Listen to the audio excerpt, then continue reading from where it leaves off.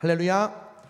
함께 오늘 예배하는 우리 사랑하는 모든 용인교회 성도님들 가운데 하나님의 자비하심과 긍휼하심이 여러분께 강하게 임하게 되시길 주님의 이름으로 축원합니다.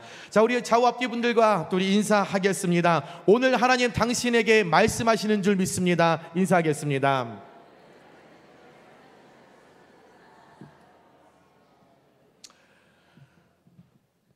밤중에 배 한 척이 바다를 항해하고 있었습니다. 칠흑 같은 어둠을 헤치고 앞으로 나아가는데 갑자기 저 멀리 앞에서 강한 하나의 불빛이 이렇게 나타났습니다. 배의 선장이 너무 놀라서 상대방에게 급하게 타전을 했습니다. 불빛 때문에 앞이 보이지 않으니 당신의 그 불빛을 동쪽으로 10도만 옮겨주십시오 라고 타전을 보냈습니다. 그랬더니 갑자기 그 상대에서 급하게 답신이 오기를, 그럴 수 없습니다. 당신이 서쪽으로 10도를 트십시오. 그래서 다시 이 배의 선장이 타전을 보냈습니다. 나는 해군 함장이다. 나는 돌릴 수 없으니 항로를 즉각 변경하라. 이 관할은 나의 구역이니 네가 옮겨야 한다. 그랬더니 이 타전을 받은 이 사람이 그에게 답신을 합니다. 죄송하지만 저는 이등수병입니다. 함장님의 지시에 따라 저희는 복종할 수 없습니다. 방향을 바꿀 수 없습니다. 그러니 함장님이 항로를 변경하십시오.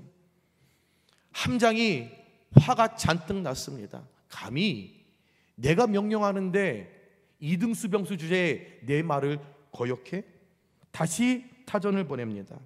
내가 타고 있는 이 배는 전투함이다. 나는 그냥 전진할 것이다. 만약에 방향을 바꾸지 않으면 너는 큰 화를 당하게 될 것이다. 그랬더니 갑자기 거기서 더 급하게 여러분 답신이 오기를, 저희는 피할 수 없습니다. 자꾸 피하라고 하시는데 여기는 등대입니다. 여러분, 등대와 점투함 중에 누가 항로를 바꾸어야 할까요? 여러분, 계급이 높다고 해서, 나보다 높은 사람이라고 해서, 전투함이라고 한다고 해서 여러분 등대가 변할 수는 없습니다. 당연히 전투함이 변경해야 합니다. 왜냐하면 등대의 역할은 배가 안전한 길로 항로할 수 있는 항로를 인도하는 기준이기 때문이죠. 그러기에 이처럼 저와 여러분에 있어서 하나님의 말씀은 우리 인생의 등대인 줄 믿습니다. 따라서 하나님의 말씀에 우리 인생의 항로를 비추어 보면서 내가 매일의 삶 속에 하나님의 말씀대로 내가 잘 가고 있나? 때로는 내가 하나님의 말씀과 빗대어 가는 삶, 하나님의 말씀과 거꾸로 가는 삶, 올바르지 않는 삶으로 내가 가고 있다라는 것이 말씀을 들을 때, 말씀을 읽을 때 그것이 깨달아진다면 그 방향, 전투함처럼 고집 부리지 말고 수정할 수 있는, 방향을 전환할 수 있는 믿음과 용기와 결단이 여러분의 매일의 삶 속에 분명히 있을 때에 하나님이 부르시는 그 날까지 우리가 항해하며 건강한 모습으로 갈 수 있음을 늘 기억하시면서 여러분의 신앙과 믿음의 기준이 날마다 하나님의 말씀이 되기를 주님의 이름으로 축원합니다. 오늘 여러분과 함께 나누고자 하는 말씀은 이 예화처럼 자신의 삶과 남유다의 모습을 하나님의 말씀이라는 그 거울에 비추어 보면서 자신의 전투함, 내 미래, 내가 현재 살아가고 있는 나의 삶의 모든 일어나는 일들을 바꾸어 버린, 하나님의 말씀이 있는 곳에, 하나님이 원하시는 곳에 내 가치와 내 기준과 내 방향을 전환해 버린 남유다의 16대 왕 요시야 왕에 대한 말씀을 여러분과 함께 나누고자 합니다. 요시야 왕은 여호와께서 고쳐주신다, 여호와께서 주소서, 여호와께서 지지하신다 라는 뜻을 가진 왕으로서 하나님 앞에 경건하게 살고자 했었던 여호사밧 왕과 히스기야 그 왕처럼 그들의 전통을 이어서 이 땅 가운데 여호와의 신앙을 회복하기 위하여 힘썼던 왕으로서 BC 586년에 예루살렘이 멸망하기 전에 유다 왕국의 마지막 종교적인 부흥기를 주도하였고, 또한 국가의 독립성, 하나님의 말씀을 가지고 우리가 독립적으로 승리해야 한다라는 이 뜻을 가지고 이 상황을 유지하며 나아갔던 경건한 왕이 남유다의 16대 왕 요시야 왕이었다라는 거죠. 오늘 여러분과 이 말씀을 나누기 전에는 먼저 요시야 이전에 무슨 일이 있었는지를 좀 우리가 알아야 오늘 말씀이 우리가 쉽게 이해할 수 있을 것 같습니다. 요시야는 할아버지가 있었는데, 요시야의 할아버지는 우리가 너무나 잘 알고 있는 므낫세입니다. 므낫세는 누구냐면 남유다의 아합이라고 할 정도로 남유다 왕들 중에 하나님께서 평가하시길 가장 악한 왕이었습니다. 또한 요시야의 아버지는 아몬 왕이었는데, 이 아몬 역시도 할아버지의 그 악함을 이어받아서 똑같이 15대 남유다 왕으로 악했던 왕이었죠. 성경에 이 둘을 평가하기를 열왕기하 21장 2절에 므낫세가 여호와 보시기에 악을 행하여 악한 왕이라고 평가합니다. 21장 20절 말씀에 아몬이 그의 아버지 므낫세의 행함같이 여호와 보시기에 악을 행하되 하나님이 아닌 이방 우상, 그 우상들을 받아들이고 그들을 섬기는 것은 물론이요, 하나님의 거룩한 이름이 있는 예루살렘 그 성전 가운데 그 이방 신을 위하여 섬겼던 그 제단을 그 예루살렘으로 가지고 와서 그 성전에는 그것을 쌓여놓고 예배한, 즉 여호와를 버리고 하나님의 말씀을 우습게 여기고 하나님의 뜻대로 살아가지 아니하고 각각 자기 좋은 말만 듣고 하고 싶은 것만 말하고 내 뜻대로 살았던 악한 왕들이었다라는 거죠. 그러다 보니 왕이 이 모양이에요. 왕들이 제멋대로 살아요.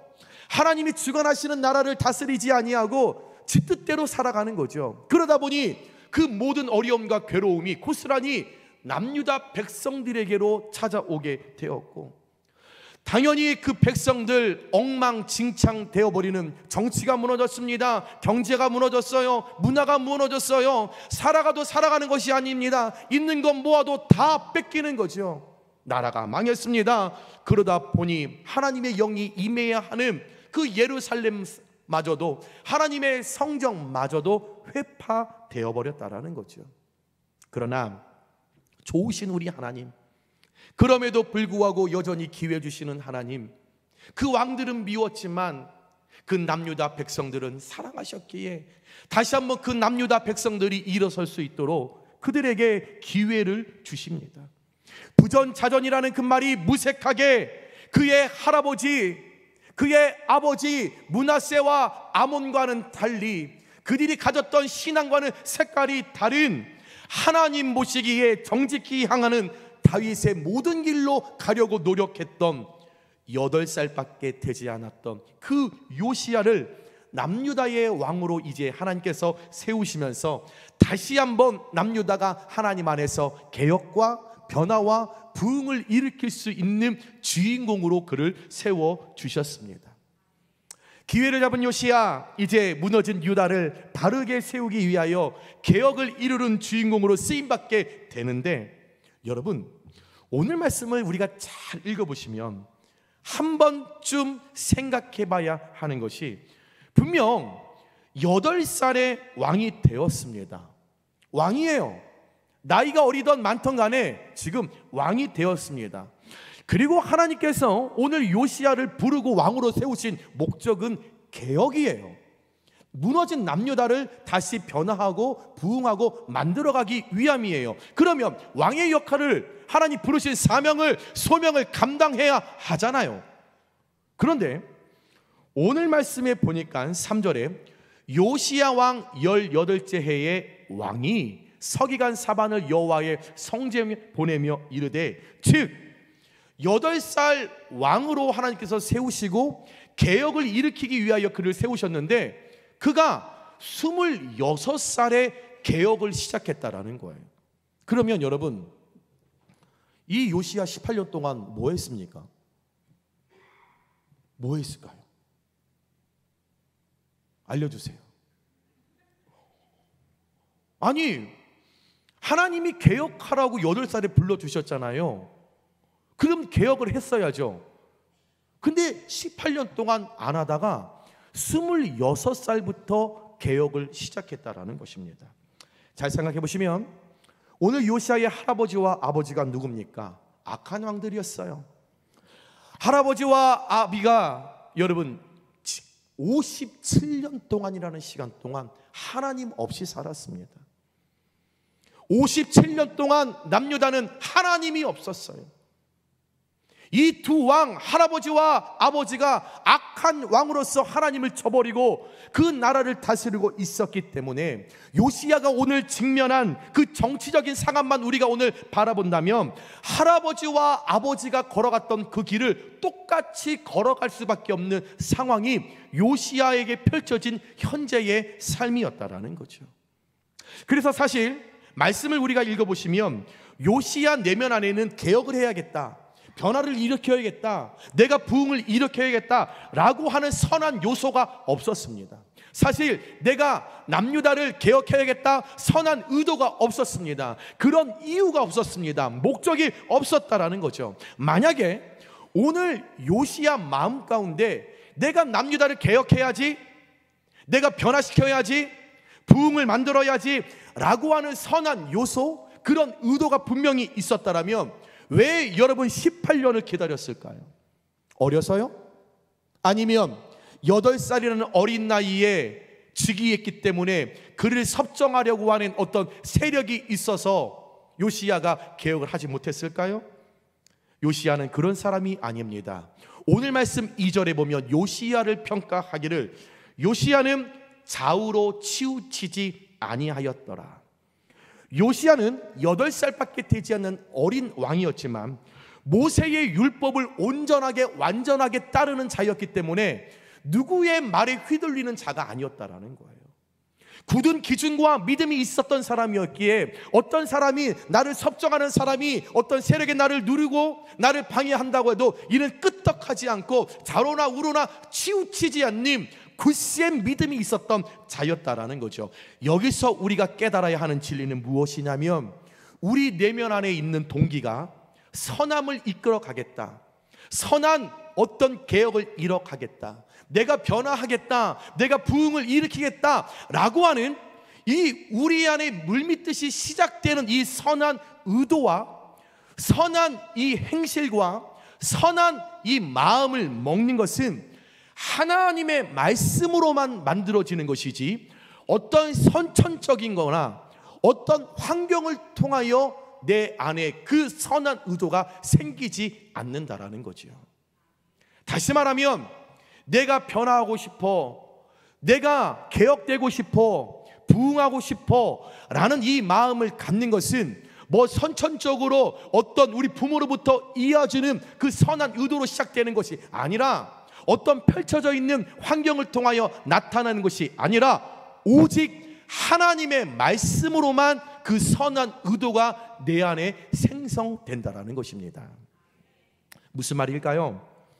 사실 요시야가 모세의 율법을 온전히 따르는 자였지만 그의 조상으로부터 이어졌던 관행, 관습, 전통이 있었습니다. 우리 교회도 120주년이 되었기 때문에 우리도 알게 모르게 우리가 만들어 온 말씀과 벗어나는 전통이 있을 수가 있어요. 또한 관행이 우리에게 있어요. 또한 관습이 우리에게 있었죠. 그러나 이 8살밖에 되지 않는 요시야가 조상으로부터 이어진 관행과 관습과 정통을 이것을 깨트리기 위해서 이것을 거스리려고 할 때 얼마나 많은 저항이 있었을까요? 자, 제가 만약에 우리는 다음 주부터 이 강대상을 제가 오른쪽으로 옮겨서 설교를 하겠습니다. 괜찮을까요? 왜 대답 안 하세요? 여러분, 오른쪽에 서면 어떻고 왼쪽에 서면 어떻고 가운데 서면 어떻습니까? 그런데 우리도 선뜻 대답하지 못하는 건 우리 안에 이어졌던 관행과 관습이 있다라는 거죠. 그러니 제가 이 강대상을 옮긴다고 하면 일주일 내내 전화하실 겁니다. 안 됩니다. 있을 수 없는 일입니다. 아마 이러실 거예요. 요시야도 마찬가지였을 거라는 거죠. 57년 동안 하나님 없이 살아왔는데 이 하나님 없이 살아왔던 이 모든 것을 개혁하고자 할 때 쉽지 않았을 거죠. 요시야라 할지라도 하나님의 말씀이 발견될 때까지 그는 개혁을 시작할 수 없었다라는 거죠. 그가 남유다를 개혁하기 시작된 것은 역대하 34장을 보니까 이제 누군가의 관여를 받지 않아도 되는, 요시야가 왕이 된 지 8년 후에, 즉 16살에 그가 이제 하나님을 찾습니다. 그 전에는 조상으로부터 믿어라 믿지 말아라 이런 어떤 권면이 있었지만 16이라고 하는 그 나이에는 누군가에게 구애받지 않고 관여받지 않고 내 스스로 하나님의 이름을 부를 수 있는 16에 그가 하나님을 찾게 되었죠. 그리고 나서 이제 나의 조상들이 어떻게 하나님 앞에 살았는가 그가 알아보기 시작합니다. 그랬다 보니 나의 할아버지와 아버지가 엉망진창으로 살았던 거죠. 아하, 이러면 되지 않겠구나. 그가 이제 개혁해야겠다라는 그 마음이 이제 그의 마음 가운데 스물스물 몰려들면서 20살이 되었을 때 이제 신하들을 시켜서 무너져 있었던 예루살렘 성전을 청소하라고 시킵니다. 야, 그 안에 우리 할아버지와 우리 아버지가 만들어 놓았던 우상이 많아. 제단이 있을 거야. 다 청소해라. 막 다 청소를 시킵니다. 그 후에 그 예루살렘 성전이 그 모든 우상으로부터 깨끗하게 청소가 되자 그동안 소홀했던, 자신들의 조상으로 인하여 더럽혀졌던 그 성전에 무너진 것이 무엇인지, 이제 어디가 내가 수리를 해야 할지 이제 성전을 수리하기 시작합니다. 청소했어요. 깨끗이 우상을 정리했습니다. 성전을 들어갔다 보니 여기저기가 다 무너진 거예요. 강대상이 무너졌습니다. 강대상을 열심히 수리합니다. 보니 천정에 있는 저 등이 다 나갔어요. 다 천정을 수리합니다. 의자가 다 망가졌어요. 의자를 다 수리합니다. 이 모든 성전을 수리하다가 예루살렘 성전의 대제사장 hil기야라는 사람이 구석에 있는 율법책을 발견하게 되었고, 하나님의 선하신 방법으로 발견된 그 율법책은 요시야 귀에 사반을 통하여 들려지게 되며 진정으로 요시야가 아하, 내가 개혁을 이제 시작해야 되겠구나 마음을 먹게 되었다라는 거죠. 즉 개혁의 권위는 하나님의 말씀으로 여러분 시작된다라는 것입니다. 그런데 여러분, 또 하나 여기서 우리가 생각해 봐야 하는 건, 오늘 성전을 수리하다가 율법책을 찾았어요. 이 율법책은 양피지에 적혀 있는 두루마기로 된 이렇게 두터운 형태였죠. 그런데 여러분, 오늘 예루살렘 성전에서 발견된 이 율법책, 쉽게 말하면 성경책이 여러분 대단한 일이에요. 여러분 생각해 보세요. 성전에서 성경을 찾았대요. 그래서 이것을 읽었대요. 그런데 이것이 여러분 하나님의 말씀, 오늘 열왕기하 22장에 기록될 만큼 이게 놀라운 일이세요? 이런 거예요. 여러분, 여러분들이 오늘 교회로 왔어요. 교회로 왔느니 여러분 의자에 성경책이 있어요. 어머, 성경책이 있네. 놀라세요? 이야, 교회를 갔더니 성경책이 있더라. 야, 이거 사람들한테 알려줘야 돼. 이러세요? 성전 안에 율법책이, 성경책이 있는 게 뭐 대단한 일입니까? 뭐 그것이 얼마나 대단한 일이기에 하나님의 말씀을 다른 것으로 기록해도 모자랄 판에 열왕기하 22장에 그것을 기록하면서 오늘이 그것을 발견하고 그들이 놀랬다, 즐거워했다, 여러분 그렇게 기록하고 있죠. 여러분, 성전 안에 하나님의 말씀이 있는 것 당연한 것 아닙니까? 유치부실에 가면 당연히 있는 거고, 우리 세미나실에 가면 다 있는 거고, 목양실에 가면 있는 거고, 여러분 다 어디에 이 성경책에 있는 것 아니에요? 그런데 오늘 대제사장 hil기야가 율법책을 찾았고 그것을 사반에게 주어서 그 사반이 요시야 귀에 그 말씀을 들려주었다. 이 사건이 오늘 말씀에 이슈가 된 건 왜 때문일까요? 오늘 성경을 찾았다는 것이 뭐 그렇게 대단하고 놀라운 일입니까?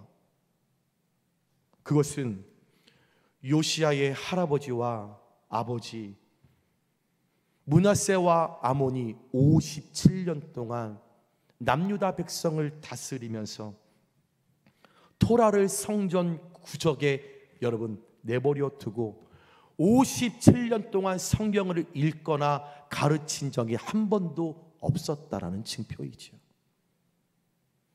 하나님이 주관하시는 그 나라를 그 왕이 다스리는데도 불구하고 하나님의 말씀의 기준인 그 말씀을 그들에게 가르치지 않았다라는 거예요. 읽지 않았다라는 거예요.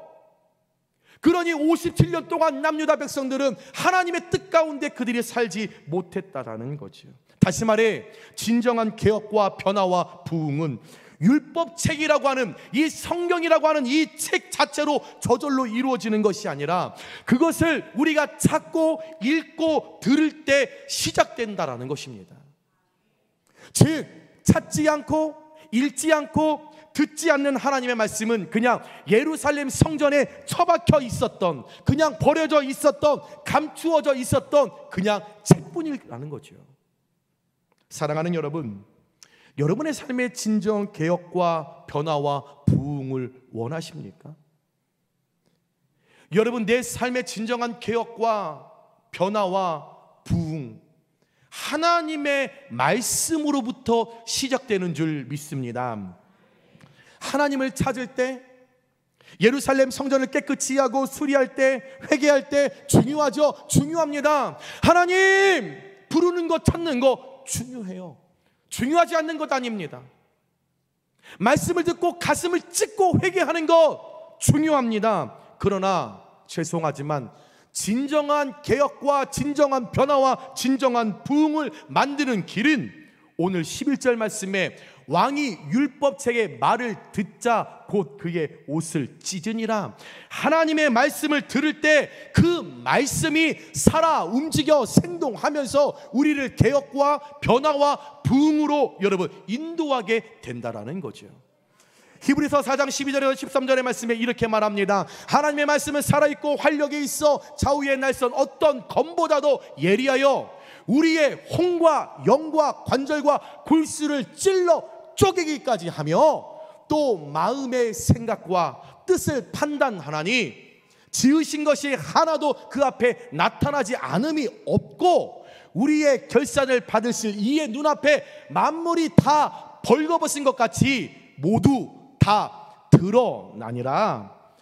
진정한 개혁이라는 것은, 진정한 변화라는 것은, 진정한 부흥이라는 것은 영원한 진리요 인생의 반석이요 완전하고 순수한 확실한 하나님의 말씀이 내 귀에 레마로 들려질 때에 그 말씀이 나의 양심을 강타하고 나의 혼과 나의 영과 골수와 나의 모든 조직과 세포까지 다 쪼갤 때에 그 말씀을 통하여, 하나님의 말씀을 통하여 우리의 삶에 개혁과 변화와 부흥의 역사가 시작되는 것을 믿으시면 아멘 하시기 바랍니다.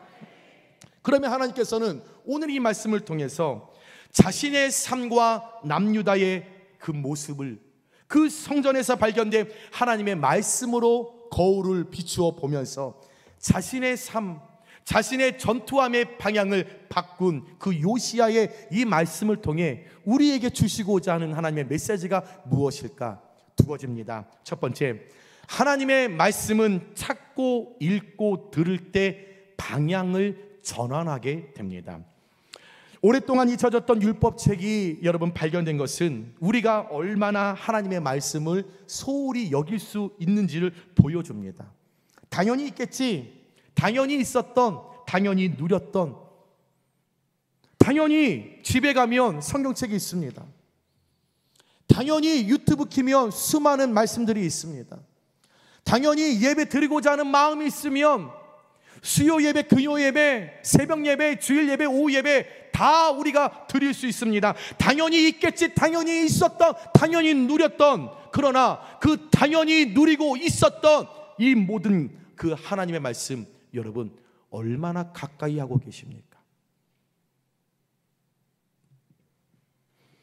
여러분 당연히 있겠지, 당연히 있었어, 당연히 나는 누렸어 라고 그렇게 말했던 그 하나님의 말씀을 듣고 그 말씀을 내 삶의 등불로 여러분 얼마나 여기며 믿고 순종하며 여러분들 현재를 살아가고 계십니까? 여러분, 예루살렘 성전에서 발견된 율법책은 굴러다니고 외면되었을 때는 그냥 책입니다. 그러나 그 율법책을 다시 찾고 읽고 들려졌을 때는 비로소 남유다에게 영적인 각성, 개혁, 변화, 부흥을 일으키는 하나님의 능력의 말씀이 된 줄 믿습니다. 우리의 삶과 신앙에 여러분 봉사 중요하죠. 헌신 중요합니다. 여러분 섬김, 친교, 선교, 여러분 교사, 찬양대, 성가대 다 중요합니다. 매우 중요합니다. 그러나 시편 119편 105절에 주의 말씀은 내 발의 등이요 내 길의 빛이니이다. 여러분들이 나아가야 할 길, 여러분의 노후의 삶, 여러분들이 요청하는 것, 바라는 것, 내 마음에 소원하는 것을 이루기 위해서는 죄송하지만 여러분들의 섬김 아니요, 헌신 아니요, 여러분들의 애씀 아니요, 전도, 선교 아니요, 오로지 하나님의 말씀으로부터 시작되는 줄 믿습니다.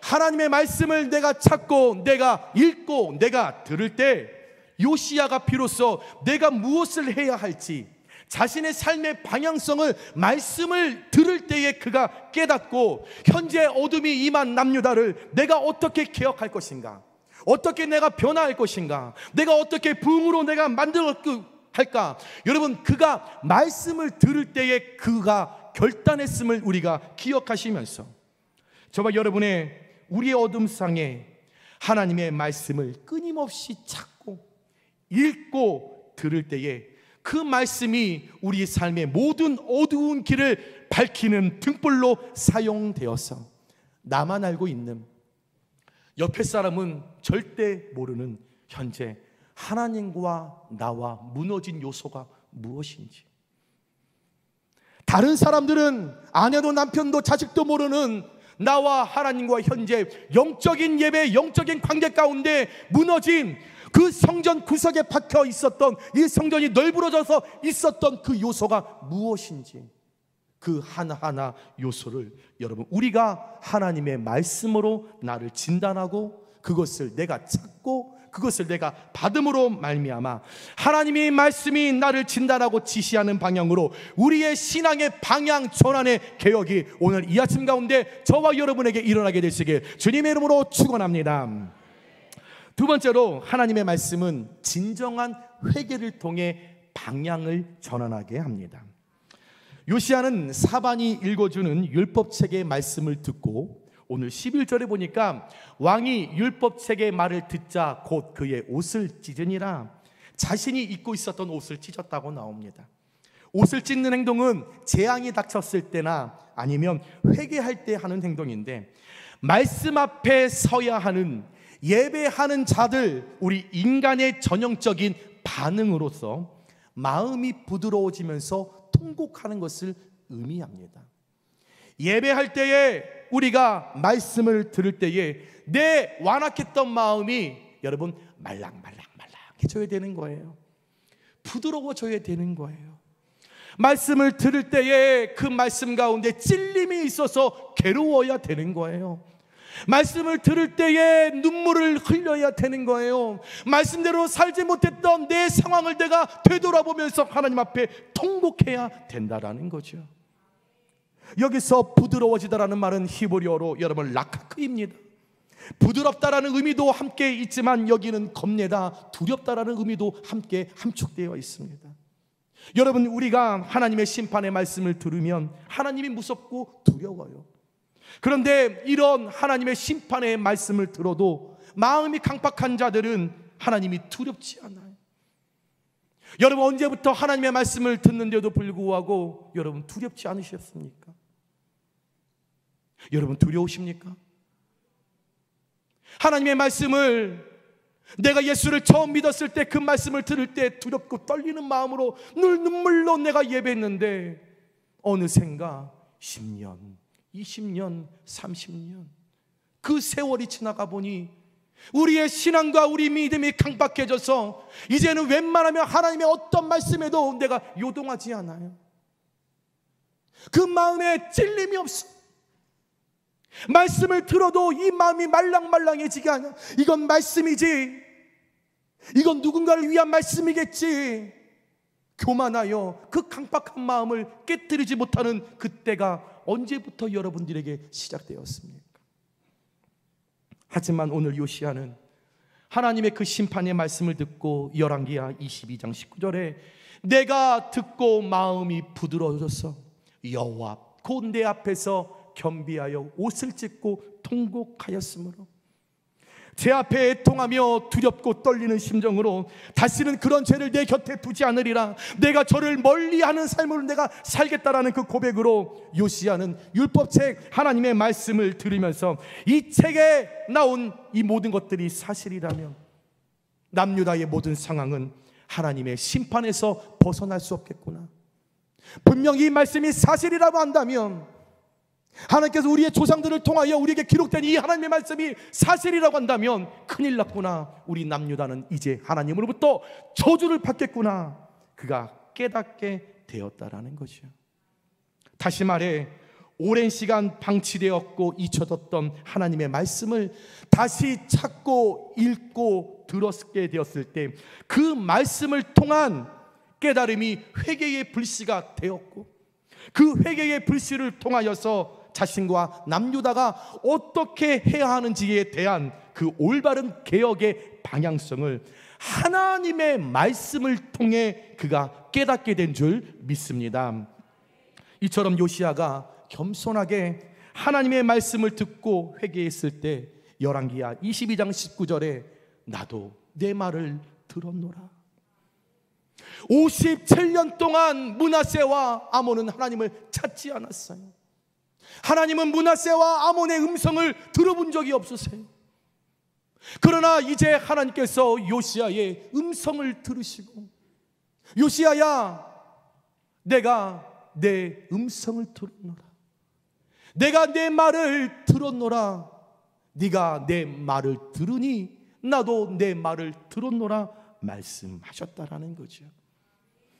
하나님께서 그의 말을 들으시고 참다운 개혁과 회복으로 나아갈 수 있는 방향성을 깨닫게 하시고 허락하셨음을 우리가 믿고, 저와 여러분의 매일의 삶 속에 하나님의 말씀이 선명하게 들려지도록 겸손하게 말씀을 사모하고 들린 말씀을 일상에 녹여내기 위하여 겸손하게 늘 회개하시며 나만의 오만과 고집 이제 좀 내려놓으시고, 나만 알고 있는 다른 사람이 알지 못하는 나와 하나님과 무너져 있는 영적 관계, 저 구석에 박혀 있었던 율법책이 박혀져 있었던 무너진 그 요소 하나하나 여러분 이제 외면하지 마시고 모른 척하지 마시고 그 요소까지 다 다시 찾으심으로 말미암아 말씀이 나를 진단하고 지시하는 방향으로 방향 전환하는 그런 개혁의 은혜가 우리 사랑하는 용익교회 모든 성도님들의 신앙과 믿음 가운데 다시 한번 갱신으로 나타나게 되시길 주님의 이름으로 축원합니다. 말씀을 정리합니다. 사랑하는 여러분, 신앙의 개혁은 무엇을 기준으로 삼느냐에 따라서 결과와 방향이 달라집니다. 우리의 신앙이 흔들리는 이유가 무엇입니까? 이제 제법 신앙생활 많이 하셨잖아요. 30년 하셨고 40년 하셨고 50년 하셨는데 왜 우리는 자꾸 무슨 일이 있으면 우리의 신앙이 왜 흔들릴까요? 왜 자꾸만 시험에 들고 왜 실족하십니까? 주님 나라 가까워지며 여러분 이제 이만큼 좀 신앙생활을 했으면 웬만한 건 그냥 넘어가실 수 있지 않으세요? 꼭 그렇게 시험에 드셔야 행복하세요? 꼭 실척해야, 그래서 담임 목사가 전화하면 알아주는 것 같아서 여러분 행복하세요? 좀 우리 그런 신앙에서 이게 좀 성숙되어야 되지 않을까요? 여러분, 우리가 신앙을 흔들리는 이유는, 죄송하지만 우리의 기준이, 여러분의 신앙과 믿음의 기준이 전통이나 관습 혹은 시대의 흐름에 맞춰 있기 때문입니다. 더 죄송하지만 입술로는 내 삶이, 내 신앙이, 믿음이 하나님의 말씀의 기준이라고 말씀하시지만, 여러분, 하나님의 말씀의 기준을 가진 자는 이렇게 살아가지 않습니다. 아무 때나 그렇게 요동하지 않습니다. 아무 때나 흔들리지 않습니다. 아무 때나 시험에 들고 실족하고 그런 삶으로 살아가지 않습니다. 여전히 시대의 흐름에 그 기준을 나의 믿음의 기준과 신앙의 기준으로 빗대어 살아가기 때문에 흔들리시는 거예요. 여러분, 진정한 개혁은 인간의 변덕스러운 기준이 아니라 변하지 않는 절대적인 하나님 말씀이 기준이 되어야 할 줄 믿습니다. 우리의 삶과 신앙의 가장 중요한 것은, 가장 중요한 기준은 하나님 말씀 외에 없는 줄 믿습니다. 개혁은 언제나 필요하고요, 우리는 날마다 개혁되어야 합니다. 이제 올로 되신 분들 더 개혁하십시오. 교회 직분자들 제발 개혁하십시오. 교회 오래 다니신 분들 제발 개혁하십시오. 여기가 좁사오니 그런 세상의 기준 버리시고 하나님의 말씀의 기준에 서서 여러분 존경받도록, 아랫사람들에게 사랑받도록 좀 개혁하십시오. 하나님의 말씀을 찾고 읽고 듣고 회개의 자리까지 나아갈 때, 여러분, 우리는 하나님의 부르시는 그날까지 항해할 수 있습니다. 여러분, 개혁되지 않으면 우리의 신앙과 믿음은 언젠가는 퇴보하고 넘어질 수밖에 없습니다. 늘 개혁이라는 것은 젊은 사람들만 아닙니다. 오히려 교회 목사들이 더 개혁되어야 되고, 장로님들이 더 개혁되어야 되고, 원로 권사님들이 더 개혁되어지셔야죠. 우리가 바뀌지 않으면, 개혁되지 않으면, 변화되지 않으면, 부흥하지 않으면 다음 세대들은 절대 부흥하고 개혁하고 변화될 수 없습니다. 입술로만 하나님의 말씀이 내 삶의 기준이라고 하나님을 속이지 마십시오. 사람을 속이지 마십시오. 하나님, 지금 우리의 이 모습 정확하게 지켜보고 계십니다. 언제까지 하나님을 속이시겠습니까? 언제까지 직분자인데도 불구하고 거짓 직분의 옷을 입고 말씀이 내 삶의 기준이라고 거짓말치고 뻥치고 언제까지 그렇게 살아가시겠습니까? 여러분, 하나님 불꽃 같은 눈동자로 지켜보고 계십니다. 여러분, 개혁하고 계십니까? 변하고 계십니까? 부흥과 성장하고 계십니까? 오늘의 말씀이 여러분에게 찔림이었으면 좋겠습니다. 오늘 이 말씀이 여러분께 괴로움이었으면 좋겠습니다. 오늘 이 말씀이 여러분의 마음 가운데 심한 부담이셨으면 좋겠습니다. 오늘 성전을 나가실 때 다 저를 째려보고 가셨으면 좋겠습니다. 오늘 다 나가실 때 저와 나 목사님은 손잡고 싶지 않아 그러셨으면 좋겠습니다. 아유, 목사님은 나 오늘 축복의 말씀 듣고 싶었었는데 아유, 목사님 오늘도 혼났어. 그런 불평 이야기들이 많았으면 좋겠습니다. 여러분, 개혁되지 않으면 교회는 성장할 수 없습니다. 나는 성장할 수 없습니다. 말씀을 붙잡고 끊임없이 여러분 개혁하기 위하여 본질 하나님의 말씀 찾고 읽고 듣고 나아갈 때 그 신앙으로 반드시 승리하시는 달고 오묘한 하나님의 말씀의 그 은혜를 매일의 삶에 누리시는 저와 여러분들 되시길 주님의 이름으로 축원합니다.